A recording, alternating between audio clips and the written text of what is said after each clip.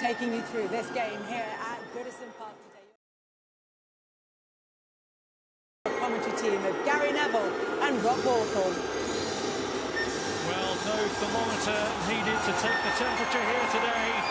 The anger of this place has brought it to boiling point.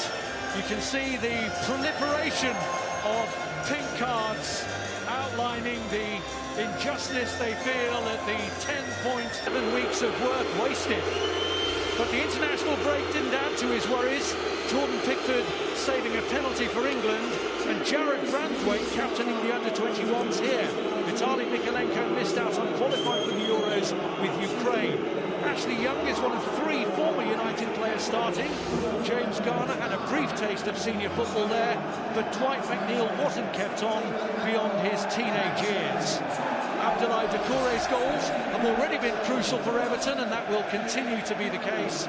And now, more than ever, with options limited and transfer spending bound to be restricted, they need to keep Dominic Calvert-Lewin fit.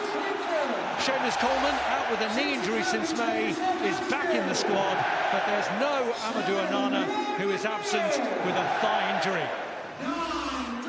Erik ten Hag serves a one-match touchline ban for a game he acknowledges in the circumstances will be difficult, so it will be of some relief that Andre Onana's recovered from the pelvic injury that affected him whilst away with Cameroon. Luke Shaw makes an immediate return from muscular injury that's kept him sidelined since August, and it's a momentous day for 18-year-old Kobbie Mainoo. 9 months after his only previous Premier League appearance, he's given his first start in the competition. So it's 3 changes from the team that beat Luton. That trio all started, but Bruno Fernandes is treading the yellow card tightrope. Rasmus Højlund hasn't made it with a thigh problem, so Anthony Martial comes face-to-face with what must be his favourite opponents. There's no Mason Mount, but Facundo Pellistri, another doubt, does make the squad, along with native northeasterner striker Joe Huger. Of opprobrium from the Gladys Street end. The play goes on with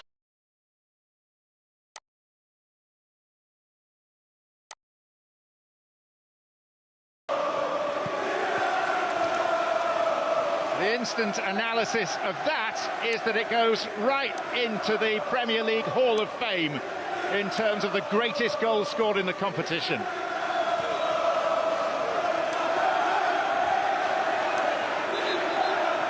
And so much of the build-up, Jim, inevitably today has been about Everton, how they would respond to the adversity that they find themselves faced with.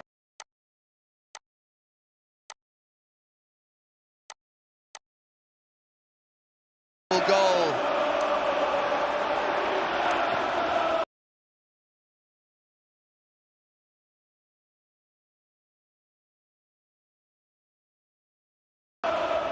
I think that there were large noises coming out of Old Trafford earlier in the season that let's let this attack play out. It's Diogo Dalot who pulls the ball back across. Garnacho! Oh! That is outstanding! A spectacular... Of opprobrium from the Gladys Street end. The play goes on with... The instant analysis of that is that it goes right into the Premier League Hall of Fame in terms of the greatest goals scored in the competition.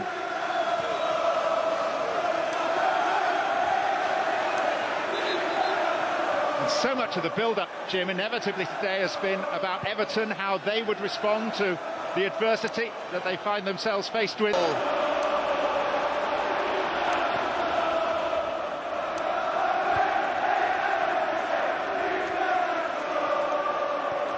think we'll see that a few times this season. Well, like you say, I don't think even he could believe it. There's some way to get your first Premier League goal of the campaign.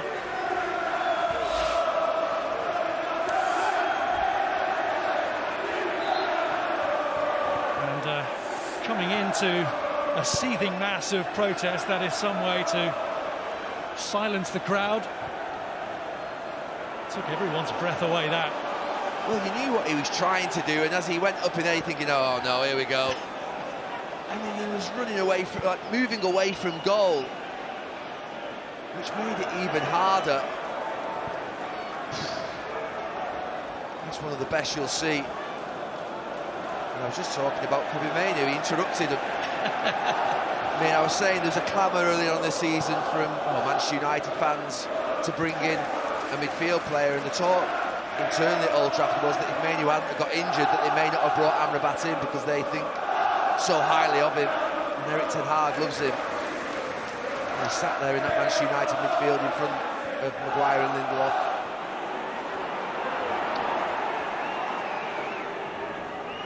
United coming again down the side from which they got the goal. Here's McTominay. Now Victor Lindelof, and this is Luke Shaw. Pleasing for Manchester United supporters to see him back in action.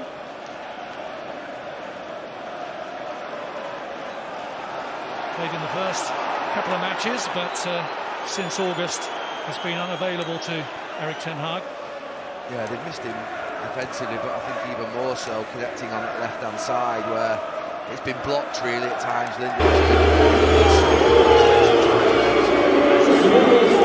And Garnacho's made a breakthrough again here, but Pickford's high starting position assisted the goalkeeper.